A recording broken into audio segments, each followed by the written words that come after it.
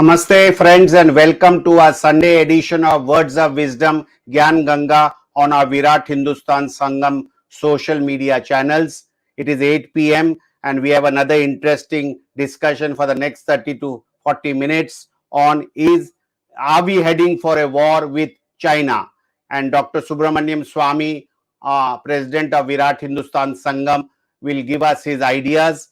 And we know today you have got a lot of pressing engagement, the football match. So we'll be sharp and crisp around 30 to 35 minutes and we will be discussing. I thank my co-host Ramesh Swamy for being with us on this show and our technical team for being behind the scene, helping us put this program together every Sunday. So with these words, it's over to Dr. Subramanian Swamy to start this discussion whether we are heading for a war with China and all the ifs and buts and the background to educate our viewers across the globe on this very important issue.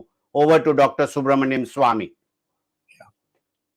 Thank you, Jagdish. I think we'll have to be doing in the next 8 months quite often this this program, this kind of on China, because it's a developing situation. The topic was are we heading for a war with China? That was the heading given for today's program. I think it's more appropriate is a war heading towards India, because at the moment within India, there's hardly any debate whether there'll be a war and what will the Chinese be doing, etc.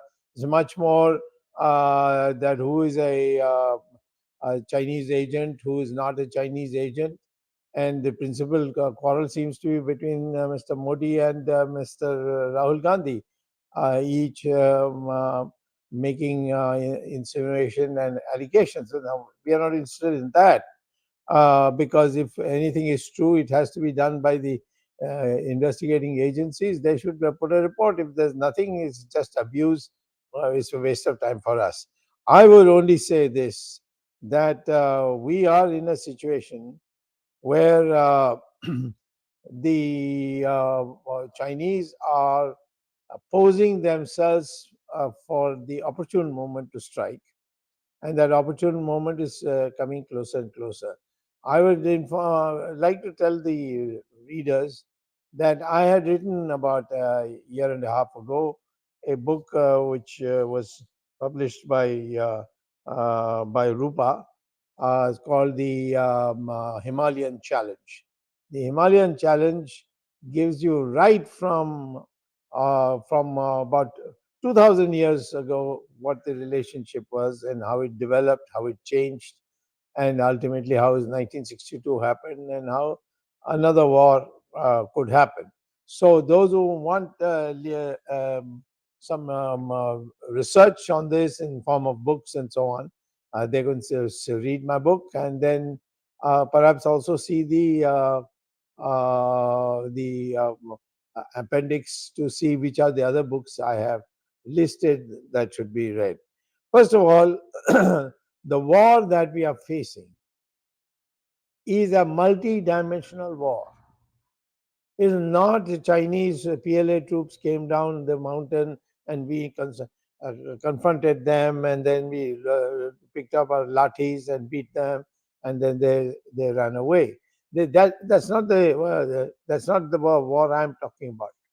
I'm talking about the war for which Mr. Xi Jinping and his colleagues are systematically preparing, and they are in a number of dimensions, and you can see those dimensions already.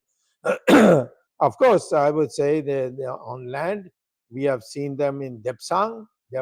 That's, by the way, I would like to make one thing clear. In 1996, the Mr. Narasimha Rao's government had prepared, with the help of the Chinese counterpart, a agreement of no war. And they had listed a variety of steps that would be taken to see that peace is maintained. But they said on the disputed part, we draw a line called the line of actual control, and we are not going to the question as to which is our territory and which is Chinese territory, but we'll say that till we determine that by peaceful negotiation, which is our territory and which is their territory, to prevent a military battle between India and China and misunderstanding, we draw this line of actual control. The actual control line is not a boundary. It is because we say Aksai Chin is a part of India and Aksai Chin is on the other side of the boundary. So and the Chinese say that Chushul is theirs and Chushul is on our side of the boundary. So the question is, what has been violated is an agreement signed by two presidents of two heads of government of India and China, and it was a solemn assurance given that whatever may happen, we will not use the military to settle our things. We will have a discussion and so on. So what has been broken by the Chinese this time is they have crossed that line, and having crossed the line, India is all that India has been doing is go back, you can't stay here, and so on. India is not making any progress of moving into what we claim, what we consider as our land. So it's a ground ground land, ground at the ground level. There is, excuse me, in the ground level there is a war, but that war is very tepid compared to what else is going on. And I'm holding this talk today to begin the process of making you aware what is it that you are facing. You're not facing just Chinese PLA troops coming with lathis and you going with lathis and throwing stones there, that kind of thing that we saw earlier on in Galwan, and now we are seeing it in Arunachal. We are now seeing a very sinister design by the Chinese, which nobody in the Indian government seems to be aware, or is being coming out. It's coming in bits and pieces from the newspapers when they take the Wall Street Journal or the New York Times or the London Times, etc., to reproduce those and put it out. But let me put it more clearly to you. First of all, the land part is Depsang, where the Chinese have crossed the LAC and occupied Indian territory. That's on the border with China and next to the parts that which borders with Pakistan held Kashmir. So that's a very sensitive area, but the Chinese have taken it over. Number two, Galwan, we threw them out, we pushed them out, and large numbers of their people died in the fall that took place from being pushed down. Indians also, 20 soldiers died and we cremated them. That has been vacated by India and now occupied by China. I don't know why India vacated it, but after having won it and having lost 20 of our soldiers, it has been vacated. It has not been told to the Indian public. We have vacated, and China has occupied Galwan right from the top of the hill down to the bottom. Then there is a Kailash mountain where India was sitting on the top, which is just next to the Pangon Lake, and India was sitting on the top of it. And then Mr. Jaishankar announced we want for goodwill, to create goodwill. We are vacating it for the Chinese. So the Chinese are now climbed and started sitting on Kailash. So why this happened? I mean, how can you, when you're in a hostile situation, how can you say we want to create a good impression on the Chinese? This is what Mr. Jaishankar said. So now we have a new theater, which is Tawang. Tawang is the holiest of holy temple for the Buddhists, is there. And in fact, the next spiritual head of Buddhist religion of Tibet is going to perhaps even come from a little young boy picked up in Tawang. And Tawang is a very patriotic place. So on 15th of August, maximum number of tricolor is hoisted in Tawang.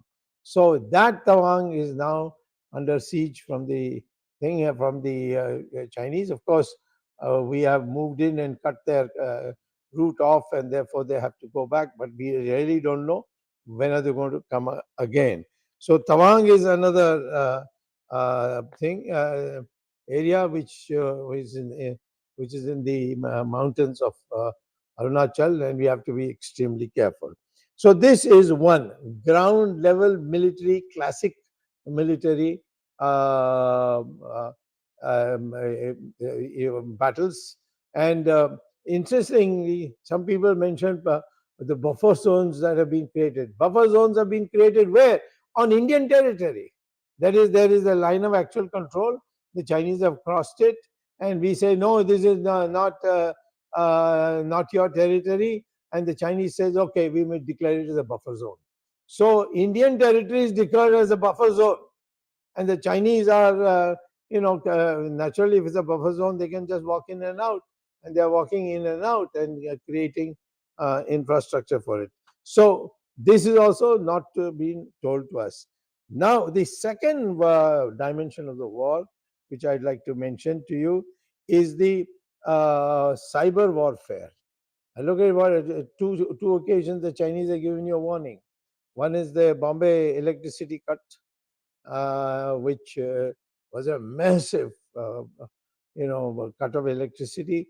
It was done by cyber warfare, and now it is admitted by the government of India that All India Medical Institute, all the computer connections, medicines, what patients, in which bed they are in, and all this had to be done manually because the computers were down. Even today, we have not been able to restore it.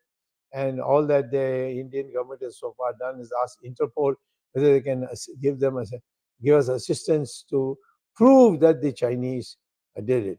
But Chinese own internal publications are glee about it and celebrating it. So this is another dimension of war none of us is talking about. Yeah, and in fact, this one can say it's a future war. Then you come to a question of what's happening in the satellites, with the satellites. Many of the satellites which the Chinese have launched, they have rockets which they can have missiles which can be sent into Indian territory, and we don't have a counter for that. We don't have a counter to blow up those satellites, and we haven't been able to study it. The only country which can really help us is the United States, but we haven't reached any agreement with them. So this is another aspect. Then you come to the question of India. I think we have got a map. I've put out a map. India, despite being in this kind of hostile position, its imports from China is increasing and increasing and increasing. And here's the map. And you see what you see in the map, India-China trade. And the red one is the Indian imports from China. It's going up, boom, boom, boom. And what China is buying from us, they're buying some, but a very small amount. In the case of India, we have gone from $5,000 million, that is $5 billion, all the way to $34 billion. And there's a jump of 7 times almost. Whereas on exporting to China, what is the thing? It's hardly double. It's just about double. So why is it that we are importing so much from China? What is it that you are importing from China? You can't import from anywhere else. You're not even paying it in rupees. You're buying it and selling. You're buying Chinese goods with dollars, with American dollars, which you earn by exporting to America. So here is a case where this is also a war. In a wartime, this is an important thing, because if you are using the Chinese raw materials, the Chinese machinery, etc., then you are vulnerable in case when a war comes and the Chinese close it down. So now there are areas which are not coming in the newspapers. Let me warn you again.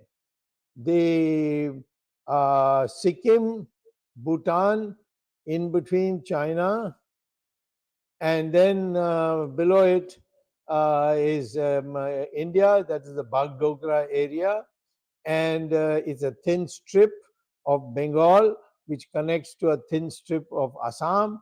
So if the Chinese decide to come straight through and go to Bangladesh, and don't think that Bangladesh is your slave country, that they will only do what you want them to do.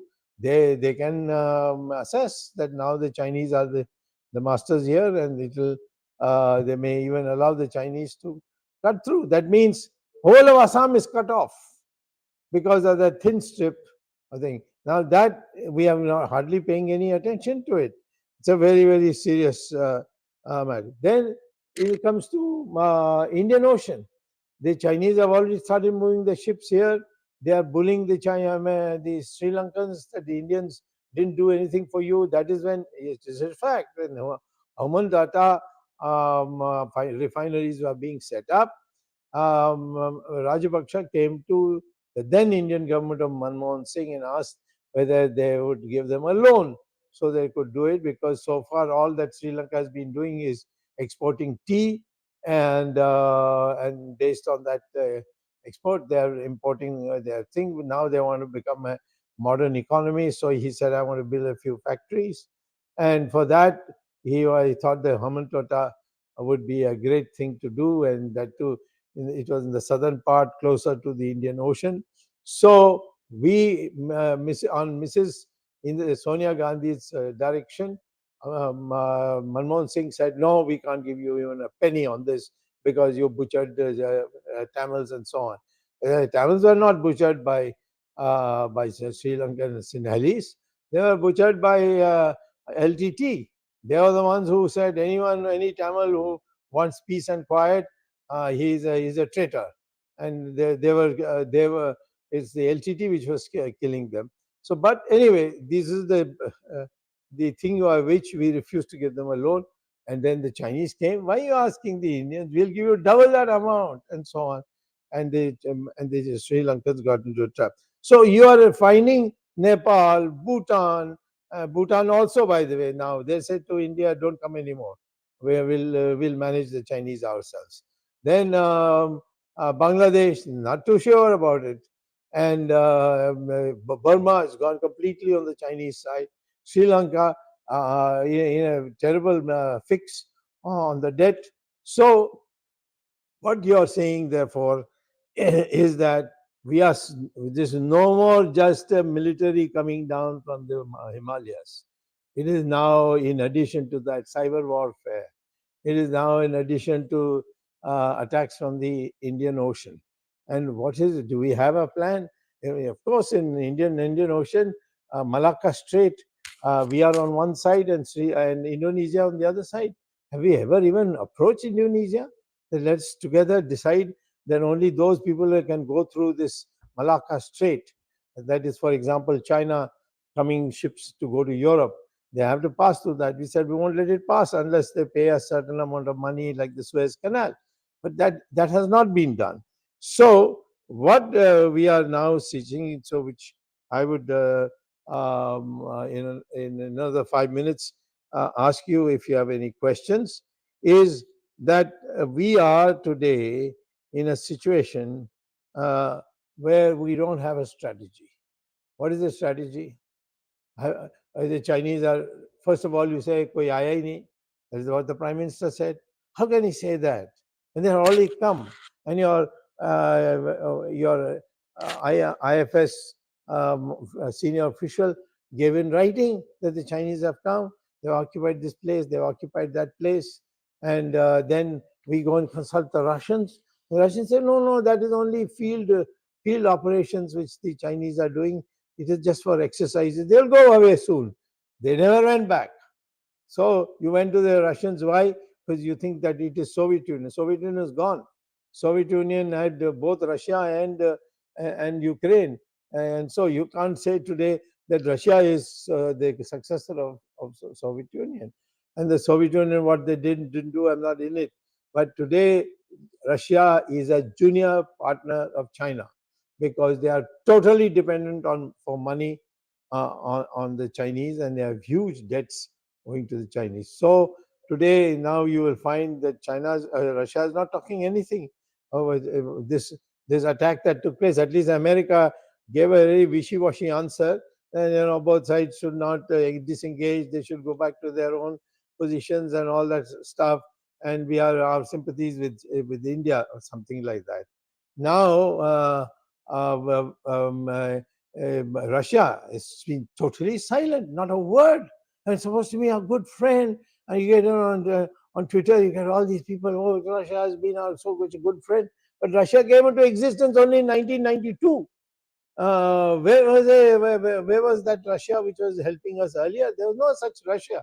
It was the Soviet Union, which consisted of 16 different countries, which are today 16 different countries like Kazakhstan and Uzbekistan and so on and so forth. All these were once upon a time the part of the Soviet Union. It's now all disintegrated. There's only Russia, and Russia is a junior partner of China. So where is this analysis going on? Well, as the Prime Minister ready to hold a debate? I'm not talking about with the opposition. I'm saying even within your own party. And in the party, all these chamchas they're being fed money by PMO officials, and all they say, oh, wonderful world statement and all. What is this world statement we saw?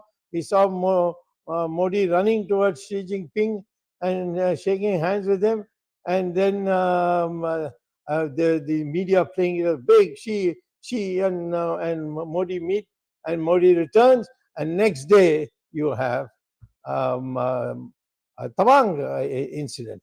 So I think we are just fooling ourselves, and time has come to seriously think in terms of how to have a preparedness for a war. Otherwise, the Chinese will probably chop off parts of Sikkim. They'll chop off Bagdogra, and Assam will be abandoned, and we'll lose control over it. And then from the ocean, God knows what they will do in that. And because we have no information, no strategy, we don't know whether Maldives is with us. Actually, Maldives was with the Chinese for quite some time, and they're still with them. We don't know how the Iran is going to react, which is on the other border. The Americans, they say, put your money where your mouth is, as they say. They're saying, you tell us, are you in Quad or not? If you're not in Quad, then you'll have to treat it as a military get together. You may not consider it as a military alliance, but you may certainly say that we will have a common military strategy towards China. But we are saying, no, we'll only talk about environment and all that, which the Americans laugh off and say you're not serious. And that's why the statement of the Americans this time is the most diluted statement the United States has ever made. So what am I saying about the war? War is going to come to you. You're not going to war. So he says, is India headed for war? India is headed nowhere. India is like one of those donkeys who were given 2 buckets of water and couldn't decide which bucket to drink from, and ultimately died of thirst. So we'll end up like that.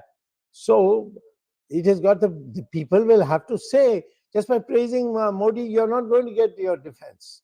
And it's also unfair to Mr. Modi to keep him in this darkness that the whole country is on his side. The country is not. Jawaharlal Nehru learned the hard way in 1962. So I think what I'm trying to do is initiate a series of articles as goes, bringing out more and more information as I collect them, so the public knows exactly where we stand and demand action from our people. Over to you, Jagdish. If anyone wants to say anything. Dr. Swamy, sorry, Yes. Dr. Swamy, I Yes. will ask, I'll put before you the question. This is the first question from one of our viewers. It's on your screen. Does India has military capability, commitment to counter China? India, if it is to, if the military capability is meant, whether any military division of the Chinese People's Army comes across the Himalayas, and will India be able to thrash them and send them running back? Yes, we have that capacity. If we are real short on the inventory of, say, weapons, I would suggest that you tell the Americans that, see, as far as fighting China is concerned, only India can. We have the manpower, and we, even if we are not in alliance with you, we are on the same side. So please give us the weapons. Use the Israelis also to use their influence with the Americans to give it, and so that is that shortcoming can be fulfilled.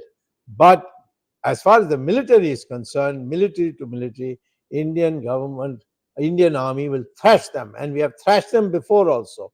1967 in the Sikkim border, uh, Thagla, no, not Thagla, it was another pass where the Chinese brought in their army to take over Sikkim.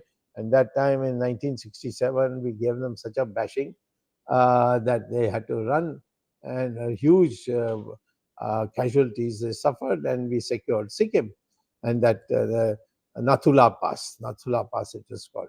Then we have 1987 when in Sumdurung Valley in Arunachal, the same issue, the Chinese came pouring down, the Indian troops thrashed them, and they went away. Galwan, we have seen it. Don't have any doubts about that. But the war is no more a one-dimensional war. It's a multi-dimensional war.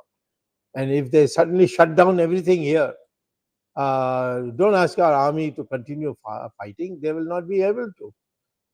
All their transportation system, their communication system, everything will break down. So there we have paid no attention, because all we are interested in, wah, wah, wah, this man embraced you, that man kissed you. You know, this is the all that you are reading in the newspapers. We should concretely sit down and find out what are the shortcomings, talk to the military, find out what more they want. If you have to print notes, print notes. But ultimately, those gaps you fill, which is I mentioned to you, it's not a war of one dimension, it's a war of 5 dimensions. All 5 dimensions you fill, you can thrash the Chinese. And in fact, necessarily, I'm telling you, if you have a war, you should think in terms of liberating Tibet. You can even think in terms of declaring Taiwan as an independent country. So I think once you are in a war, then many things open up. But I would hope that the Chinese recognize this, and don't think that everybody will be fooled by them. There are lots of hard-nosed thinkers in India who will rise to the occasion and see that the Chinese get a befitting answer. Ramesh, you So, want to Dr. take a Yeah, question, or yeah, there's a question of the sure. viewers on the screen? Yeah, So you good. want Let the to, viewers go. I'm fine with the viewers. Go ahead, Jagdish. Dr. I'm fine. Swamy, this question on the screen from Prasad Kumar. Would Biden administration come to India's help in case of a war with China? Since Russia is in its own war, what help can get from Russia? No, the question is Russia is out of the question. What happened? They will not. They're not even delivering what you paid for S-400. They just gave us one. They haven't given the others. They've given it to China. You see. So Russians are junior partners of China. Don't expect anything from them. They made a fool of us, or fool of our government, or more importantly, fool of our ministers, and gave them all kinds of rubbishy stories. No, the Chinese want to have good relations, etc. But I'm not on that. What can the Americans do? I don't want anything from the Americans except their weapons. They're lying there, go downs. They gave it to the Taliban by just walking away from what that Balgram, military center of theirs. They just went away one day, and all the aeroplanes, modern guns, everything, the Taliban has taken it. So I'm saying to the Americans, I'll only say to the Americans, for yours, you'll be also benefited if we defeat the Chinese. So just give us the weapons, and use your Israelis, because the Israelis are very well disposed to you. Tell them you have a lot of influence in America. Please see that the Americans deliver all the weapons you want. That's the only thing we need from the Americans. Otherwise, we can do it all ourselves. Ramesh? No, that's easy. I'm done. So there is one more question. I mean, this a lot of heavy machinery we import from China is not sold to us by the West. I don't think this is true because India does export a lot from the West too. Um, so your thoughts, Dr. Swamy? I don't think this is If necessarily true. you are paying in dollars, tell the put out an international tender for saying that on such and such dollar price, which will also ready to negotiate.